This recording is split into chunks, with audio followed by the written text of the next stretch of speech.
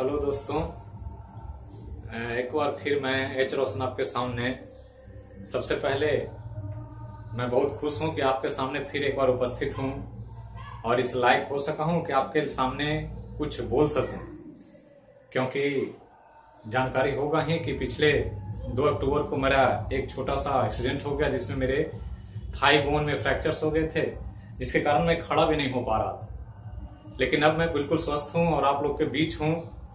जो मैं काम अधूरा छोड़ गया था मैं उसको पूरा करने के लिए फिर से आया हूं और उम्मीद करता हूं कि मैं अब ये कड़ी लगातार जारी रखूंगा आपके सामने, ताकि आपको ज्यादा से ज्यादा लाभ हो सके। आज एक और बात है कि आज होली का शुभ अवसर है जो पूरे भारत को एक रंग में बांधने का काम करता है, समरसता की भावना लाती है। तो उसके लिए सभी को, जितने भी मेरे दर्शक हैं, मेरे छात्र हैं, स्टूडेंट्स हैं, मेरे मित्र हैं, मेरे दोस्त हैं, मेरे कलीग्स हैं, भारत के तमाम युवाओं को, पूरे देश के हर वर्ग के लोगों को मेरी तरफ से होली की हार्दिक हार्दिक शुभकामना। तो उम्मीद करता हूं कि मैं आपके सामने एक ऐसा क्लास प्रस्तुत करूं जो आपको ज्यादा से ज्यादा लाभ पहुंचा सके, एग्जाम में आपको ज्यादा बेनिफिट हो सके, ज्यादा उसका लाभ उठा सके। और उम्मीद करता हूं कि ये होली जो हम रंगों के साथ मना रहे हैं उसमें सामरसता का भावना आए, सब लोग एक समान एक दूसरे को देखें। और साथ ही उम्मीद करता हूं कि अगली होली हम लोग इस रूप में मनाएं कि हर अपने अपने लक्ष्य को प्राप्त कर सकें। तो इसी के साथ मैं अपना वीडियो शुरू करता हूं। पिछले क्लास में मैंने इवोल्यूशन विकास की बात कर रहा था, विकास से संबंधित चीजों को बता रहा था, जिसमें लगभग पूरे विषय को मैं समझा चुका था। जिसमें 2-3 टॉपिक बचा हुआ है, उसी को मैं कंप्लीट करूंगा, एक चैप्टर पूरा कंप्लीट हो जाएगा। तो उसी की बात करते हैं। हम लोग उद्विकास के सिद्धांतों की प्रमाण की बात कर रहे थे कि कैसे कैसे प्रमाणित करते हैं कि विकास हुआ है भारत में या पूरे विश्व में या पूरे नेचर में, पूरे पृथ्वी पर मानव या अन्य जातियों का, अन्य जीवों का कुछ परिवर्तन हुआ है उनके शरीर में और एक ही जीव से नए नए जीव उत्पन्न हो गए। तो उसी की मैं बात करूंगा, जिसमें एक और महत्वपूर्ण एविडेंस की बात करने जा रहा हूं। यहां लिखा हुआ है vestigial organ. Vestigial organ Hindi में अवशेषीय अंग। अवशेष मतलब समझते होंगे कि अवशेष का मतलब वैसे चीज जो अब रेसिड्यू के रूप में बचे हुए, उनके अवशेष के लिए, उनके चिन्ह के रूप में। और यहां अंगों की बात कर रहे हैं, तो अंगों की बात करेंगे तो शरीर में बहुत सारे अंग हैं जो अवशेष के रूप में पाए जाते हैं। अवशेष का मतलब यहां लिखा गया है कि पूर्वजों में विकसित थे, क्रियाशील थे, लेकिन वर्तमान में क्रियाशील नहीं है और अवशेष के रूप में या लुप्त हो चुके हैं। अर्थात पूर्वज में कोई अंग, शरीर के बहुत सारे अंग होते हैं, हृदय, फेफड़ा, किडनी, हाथ, पांव, आंख, नाक, कान, सब अंग हैं जो कुछ न कुछ काम करते हैं। तो लैमार्क ने कहा था कि जिस अंग को हम यूज करेंगे वो विकसित होता है, जिसको छोड़ देते हैं वो धीरे धीरे समाप्त हो जाता है। तो ऐसे बहुत सारे अंग हैं जिसको यूज करने से डेवलपमेंट हो गया, विकास हो गया, लेकिन बहुत सारे ऐसे अंग हैं जो आज यूज नहीं हो रहे, उपयोग में नहीं है, तो अब वो अवशेष के रूप में है। और इसीलिए इनको कहा जाता है कि पूर्वजों में काफी क्रियाशील थे लेकिन अब अवशेष के रूप में है, या बहुत सारे अंग तो ऐसे भी हैं जो समाप्त हो चुके हैं। तो इसको ध्यान रखना है कि वैसे अंग जो पूर्वजों में क्रियाशील हों, विकसित हों, लेकिन वर्तमान में अब उनका कोई वजूद ना हो या किसी तरह के काम को निष्पादन नहीं करते हों, ऐसे अंगों को ही हम अवशेषीय अंग के तौर पर देखते हैं। अर्थात वो सिर्फ और सिर्फ अवशेष के रूप में मौजूद हैं। और अध्ययन से पता चलता है कि मनुष्य में 180 अवशेषीय अंग होते हैं, जिसमें 90 अब तक गायब हो चुके हैं और 90 अभी भी अपीयर है। मतलब अभी भी 90 ऐसे अंग हैं जो मनुष्य में दिखाई देते हैं, जो उनका अब वर्तमान में कोई ज्यादा काम नहीं है और न ही वो विकसित है। तो ऐसे कुछ महत्वपूर्ण अंगों की हम बात करेंगे, जिसमें पहला है वर्मीफॉर्म अपेंडिक्स। तो अपेंडिक्स नाम सुने होंगे कि अपेंडिक्स क्या होता है। तो अपेंडिक्स की बात करें तो हमने देखा है या आप लोग देखे होंगे, बड़ी आंत में इस प्रकार से एक संरचना है और इसी का नाम अपेंडिक्स है, जो पहले सेलुलोज को पचाने के लिए एंजाइम का निर्माण किया करता था।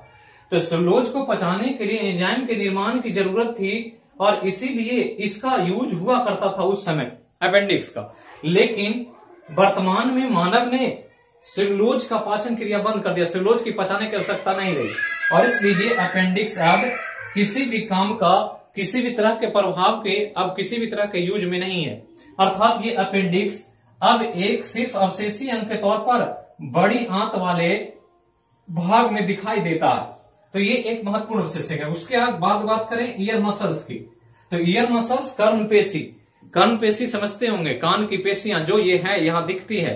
तो देखते होंगे बहुत सारे जानवरों में, गाय है, खरगोश है, हाथी है, वो अपने कान को ऐसे ऐसे मूव करते हैं, तो मूवमेंट की वजह से उनके मसल्स आज भी काम करते हैं। लेकिन मनुष्य में अब कान में हम चाहें भी तो मूवमेंट नहीं करा सकते हैं, लेकिन माना जाता है कि पूर्वजों में हमारे भी कान हाथियों के जैसे मूव करते थे, लेकिन यूज नहीं होने की वजह से, काम नहीं लेने की वजह से अब इसका कोई उपयोग नहीं रहा और ये मांसपेशियां भी अब बेकार पड़ी हुई है, किसी भी तरह का मूवमेंट का काम नहीं करती है। कारण कि खरगोश को देखे उन्हें साइन देने पर, ध्वनि करने पर, कहीं से बुलाने पर वो कान को मूव करता है, लेकिन मानव में देखें, आज मानव को बुलाएं, आवाज दें तो कान को मूव ना करा करके ये हेड को यहां से टर्न करता है, या इधर इधर जिधर भी देखना हो ऊपर नीचे देखता है। तो देखने के कारण इस कान का मूवमेंट बंद हो गया और परिणाम स्वरूप धीरे धीरे ये कान की मांसपेशियां जो मूव कराती थी, इसको मूवमेंट देती थी, अब उसका कोई यूज नहीं रह गया और आज वो अवशेषीय अंग के रूप में पाए जाते हैं। तीसरा है निक्टिटेटिंग मेम्ब्रेन, जिसको थर्ड आईलिड भी कहते हैं, तीसरी पलक। तो ये ध्यान रखना है, लिखा हुआ है तीसरी पलक।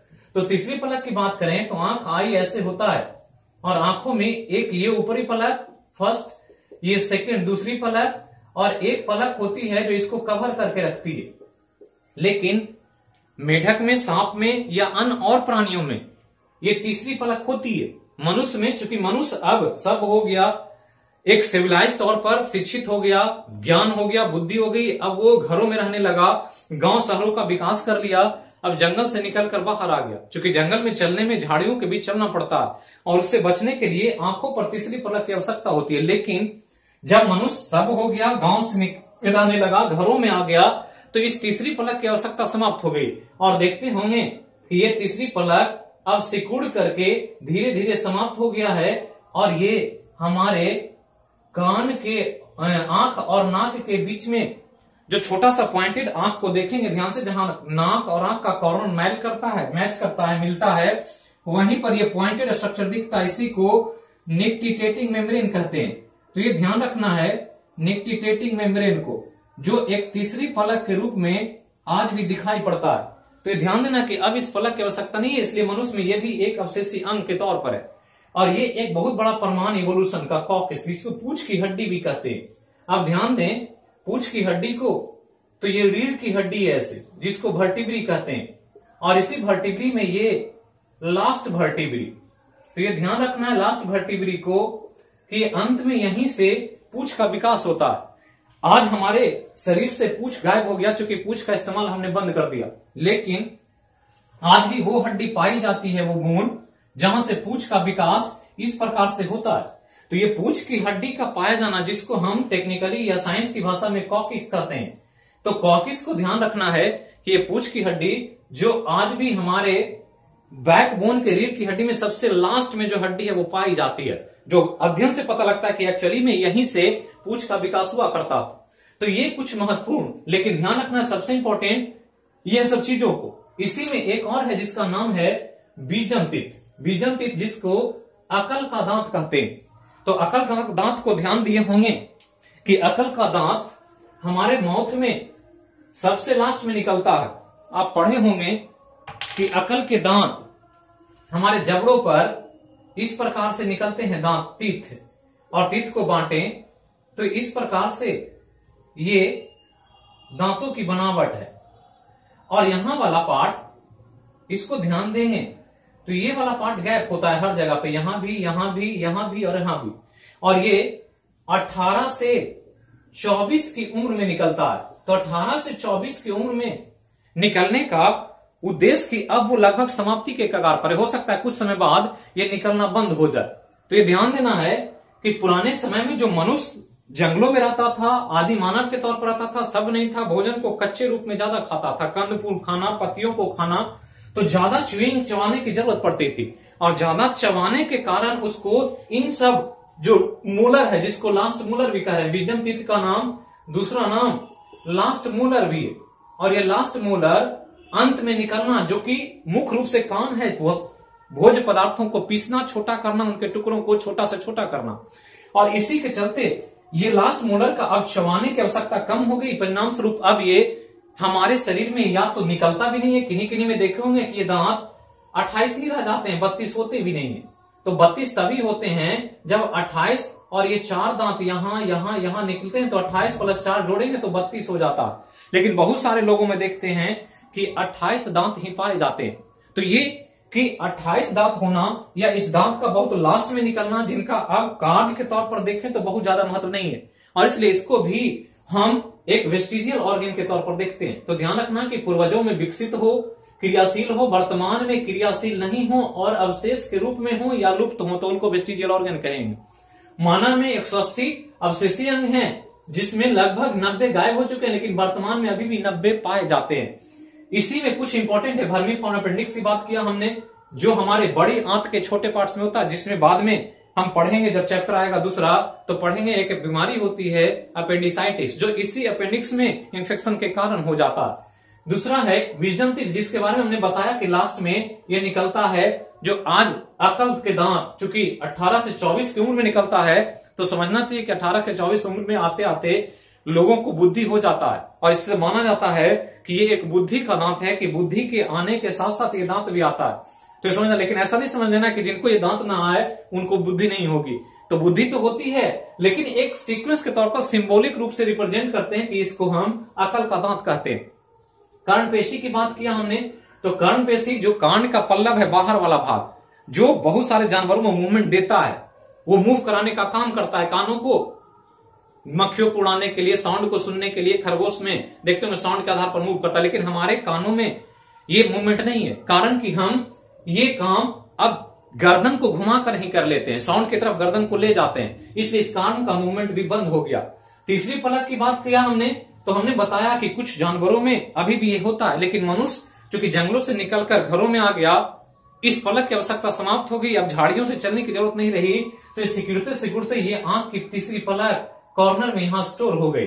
तो सिमटते सिमटते ये यहां जमा होना, यही निक्टिटेटिंग मेम्ब्रेन के रूप में आज भी दिखाई पड़ता है। तो कोई भी अपने आंख को कॉर्नर मिरर के सामने जाकर देखेंगे तो आंख और नाक जहां मिलता है वहीं पे ये निक्टिटेटिंग मेम्ब्रेन पाया जाता है। इसके अलावा कॉकिस, जिसकी बात किया हमने कि रीढ़ की हड्डियों में सबसे नीचे में एक बोन है जिसको लास्ट वर्टिब्री कहते हैं, और ये लास्ट वर्टिब्री से ही पूंछ का विकास होता है। जिनमें भी पूंछ है, गाय है, बकरी है, भेड़ है, बंदर है, उनमें सब पूंछ इसी से विकसित होता है। लेकिन आज मनुष्य में पूंछ की आवश्यकता समाप्त होगी, पूंछ का विकास अब बंद हो गया, लेकिन आज भी वो हड्डी पाई जाती है जिसको हम कॉकिस के रूप में देखते हैं, जिसको पूंछ की हड्डी भी कहा जाता है। तो ये एक महत्वपूर्ण एविडेंस है, प्रमाण है, जो प्रमाणित करता है कि इवोल्यूशन के कारण धीरे धीरे विकास हुआ, लेकिन कुछ अंग आज हमारे शरीर से गायब हो गए, नहीं तो ऐसे रूप में हैं जो अवशेष के रूप में दिखाई पड़ते हैं, जिनका कोई कार्य क्रियाशीलता के रूप में नहीं दिखती है। इसी का एक और प्रमाण है एटाविजम, जिसमें ज्यादा तथ्य नहीं है, लेकिन एक घटना है, एक ऐसी घटना जो बताती है कि इवोल्यूशन हुआ होगा और विकास के कारण ही ऐसे घटना दिखते हैं। हमने लिखा इसको गुणों की पुनरावृत्ति।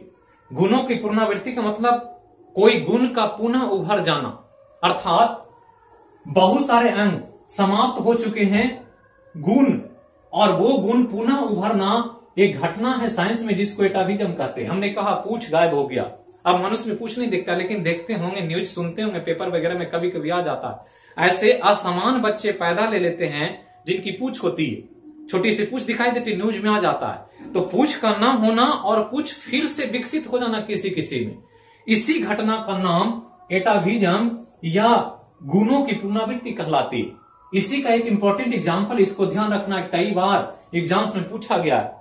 लॉयन बॉय ऑफ रसिया, मतलब एक बॉय, एक लड़का जिसका पूरा स्ट्रक्चर सिंह जैसा दिखाई देता था, जो बच्चे का जन्म एक शेर के जैसा हुआ, और इसलिए इसको लॉयन बॉय ऑफ रसिया के रूप में दिखते हैं।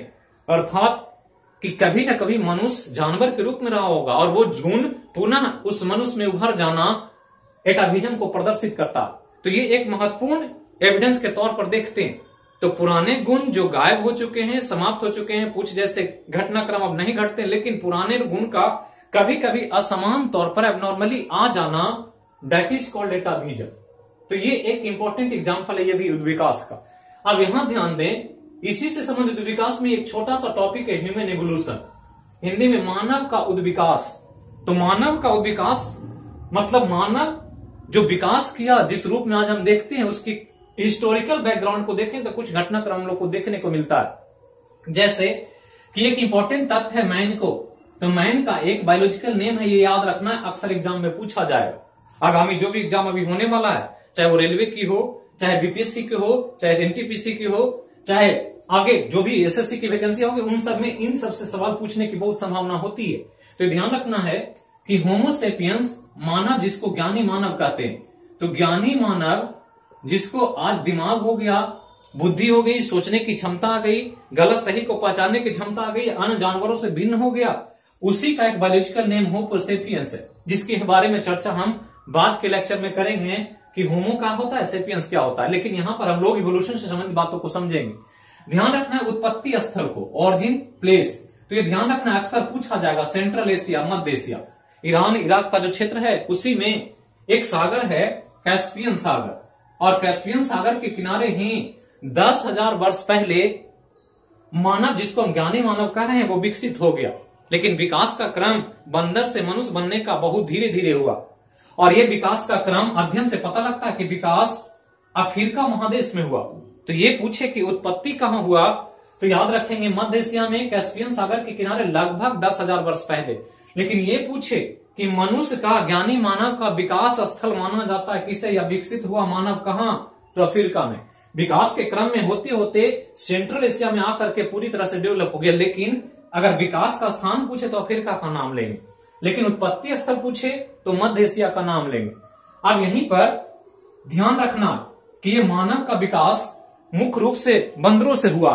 अब बंदर को ध्यान दें तो बंदरों में एक बंदर है जिसका नाम है क्रो मैग्नन मैन। तो ये ध्यान रखना है, क्रो मैग्नन मैन, क्योंकि मनुष्य धीरे धीरे विकसित हुआ। कई तरह के हिस्टोरिकल बैकग्राउंड है, एंथ्रोपोलॉजी पढ़ेंगे, मानव शास्त्र में तो पढ़ेंगे Ramapithecus, Dryopithecus, Stylopithecus, Neanderthal man, Cro Magnon man, फिर होमोसेपियंस। तो यहां से ये ध्यान रखना कि क्रो मैग्नन मैन जब बंदर था तो वहीं से सीधा होमोसेपियंस हो गया। तो ये माना जाता है कि ये हमारा सबसे नजदीकी पूर्वज है, नजदीकी रिश्तेदार है।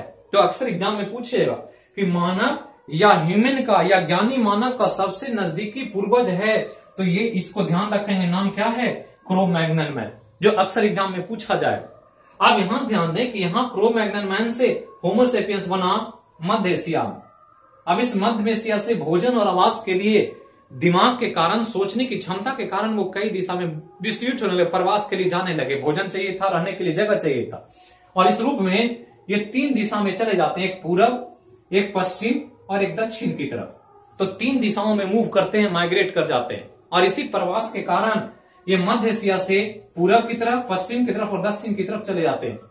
तो मध्य एशिया से जो पूरब की तरफ गए, एक नए मानव का जन्म दिया, नाम था मंगोलाइड, जो आज हम जानते भी हैं, जो मुख्य रूप से चीन और जापान जैसे देशों में दिखाई देता है। भारत में भी कुछ लोग हैं ऐसे, कुछ पूर्वोत्तर राज्यों में, सिक्किम, नेपाल के क्षेत्रीय जो तराई वाले क्षेत्र, वहां ऐसे लोग दिखाई देते हैं। नेपाल में भी मंगोलाइड लोग ही हैं। तो मंगोलाइड को देखते होंगे, चेहरे चपटे होते हैं, आंख छोटी होती है, नाक बैठी होती है, हाइट भी ज्यादा नहीं होता, ऊंचाई भी कम होती है, लंबाई। तो ये एक मध्य एशिया में ध्यान रखना है कि पूर्व में जो गए मानव, तो वहां के क्लाइमेट, वहां के जलवायु, वहां के भौगोलिक दशाओं के कारण मंगोलाइड नस्ल के रूप में विकसित हो गए। जो पश्चिम की तरफ चले गए, तो पश्चिम में ज्यादा मौसम ठंड होता है, कोल्ड का सीजन होता है, सालों भर धूप बहुत कम निकलता है, बर्फ ज्यादा गिरती है। तो वैसे देशों में ठंड के कारण एक नए नस्ल का विकास हुआ, जिसको व्हाइट रेस या श्वेत नस्ल कहते हैं।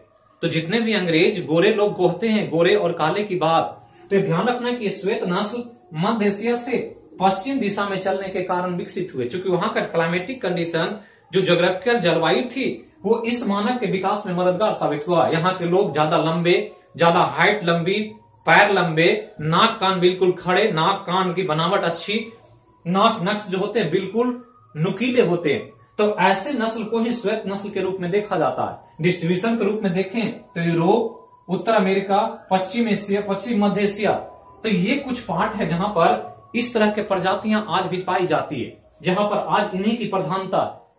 यहां पर ध्यान रखना है, मध्य एशिया से दक्षिण की तरफ चलने वाले, तो दक्षिण की तरफ चलने वाले निग्रोइड नस्ल, तो निग्रोइड नस्ल जो दक्षिण की तरफ चले गए, क्योंकि दक्षिण की तरफ विषुवत रेखा की तरफ जाने के कारण टेम्परेचर बढ़ता है, क्लाइमेट में हम लोग पढ़ते हैं जलवायु में कि विषुवत रेखा के आसपास गर्मी ज्यादा होती है।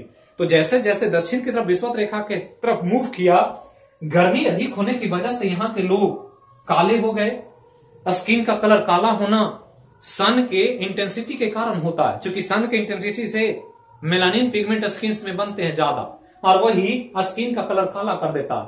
तो काले प्रकार के जो काले नस्ल है मानव के, उसी को मुख्य रूप से निग्रोइड नस्ल के रूप में देखा जाता है, जो भारत की प्रजाति भी निग्रोइड ही मानी जाती है। भारत के आसपास का जोन मान ले, श्रीलंका, पाकिस्तान, भूटान, ये सब इसी निग्रोइड नस्ल के हैं। इसके अलावा पूरा अफ्रीका महादेश और दक्षिण एशिया, ये मुख्य रूप से निग्रोइड नस्ल के क्षेत्र माने जाते हैं। तो ये ध्यान रखना है। भारत के संदर्भ में अक्सर पूछा जाएगा आपसे कि भारत की मूल निवासी किस नस्ल की है, तो निग्रोइड नस्ल की है। तो ये कुछ इवोल्यूशन से, उद्विकास से संबंधित बातें जो हम आज से 3-4 महीने पहले छोड़कर गए थे, उसको मैंने यहां कंप्लीट किया। आज पहला क्लास है, पहला वीडियो है मेरा। ये स्वस्थ होने के बाद, चूंकि मैं खड़ा भी नहीं हो पा रहा था, तो वीडियो बनाना तो बहुत मुश्किल था, लेकिन फिर भी आप लोगों का समर्थन, आप लोगों के सपोर्ट से मुझे ऊर्जा मिली और मैं फिर से आपके सामने प्रस्तुत हूं। और कोशिश करूंगा कि आगे जो भी एग्जाम है उसके लिए मैं लगातार एक सीरीज के तौर पर फिजिक्स, केमिस्ट्री, बायो, ज्योग्राफी या करंट अफेयर्स जो भी बातें हैं उसको मैं लेकर आपके सामने आऊंगा, जो आपको ज्यादा से ज्यादा मददगार होगा। पीपी गुप्ता सर पहले ही हिस्ट्री, पॉलिटी या एग्जाम से संबंधित बहुत चीजों को बता रहे हैं, तो उनके साथ साथ ये सीरीज जो शुरू हुआ था उसको आप कंटिन्यू करने का प्रयास किया जाएगा। तो जो भी दिक्कत हुआ, जो भी आपको बीच में बाधा आ गई, उसको ध्यान रखना है। उसके लिए हम खेद प्रकट करते हैं कि आप लोग को कोई दिक्कत न हो, किसी तरह का परेशानी न हो। आप इसके माध्यम से, जो वीडियो क्लास चल रहा है उसके माध्यम से ज्यादा लाभ उठा सकें, खासकर ग्रामीण क्षेत्रों को, जो मैं जैसे एनजीओ के तौर पर आदर्श तरुण जागरण में चलाता हूं, जिसमें 10,000 से ज्यादा बच्चे जुड़े हुए हैं, उनके लिए खास करके ये एक बहुत ही मददगार प्लेटफॉर्म साबित होगा। ऐसे सभी छात्र जो जुड़े हुए हैं डायरेक्टली, इनडायरेक्टली, प्रत्यक्ष या प्रत्यक्ष रूप से, उनको सबसे इससे बेनिफिट होगा। और इससे जुड़े, इस चैनल को जरूर सब्सक्राइब करें। एच रोशन जो आपके लिए एक महत्वपूर्ण वीडियो क्लास के तौर पर आपके सामने प्रस्तुत कर रहा है। तो जो वीडियो देखते हैं, अगर पसंद आए तो सब्सक्राइब करें। कोई परेशानी हो, कोई लगे कि कोई कमी है, तो कमेंट बॉक्स में जरूर कमेंट करें और बताएं कि कहां पर क्या कमी रह गई, क्या दूर रह गई। तो इसके साथ ही मैं ये वीडियो यहां समाप्त करता हूं। साथ ही ये नया वर्ष है, हमारे संस्कृति के हिसाब से भारत वर्ष में चैत माह से नए वर्ष की शुरुआत हो जाती है। तो यहां से नव वर्ष भी शुरू हो रहा है। आज होली का बड़ा पावन त्योहार है, जिसमें पूरा भारत रंगों में सराबोर है। तो इसी के साथ आप लोगों को नव वर्ष और होली की बहुत शुभकामना एच रोशन की तरफ से। हम लोग फिर मिलेंगे अगले वीडियो में। ये ध्यान रखें कि समरसता का भावना लाएं, धर्म, जाति, आर्थिक आधार पर किसी को भी एक दूसरे से भेदभाव न करें, क्योंकि हम लोग पूरे भारतवर्ष के एक नागरिक हैं और भारत समानता में एकता का देश के रूप में जाना जाता है। तो इसी के रूप में हम लोग मनाएं और उम्मीद करते हैं कि जो लोग इस बार बहुत लोग सफल हुए हैं मेरे संपर्क में, मेरे इंस्टीट्यूट से, मेरे संस्थान से, तो उनको भी होली की बहुत शुभकामनाएं। और जो लोग प्रयास कर रहे हैं सफलता की, उम्मीद करेंगे कि अगली होली वो सफलता के साथ मनाएं, उनका रंग सफलता भरा हो। इसी के साथ thank you, happy Holi, happy new year once again. फिर मिलेंगे अगले वीडियो में।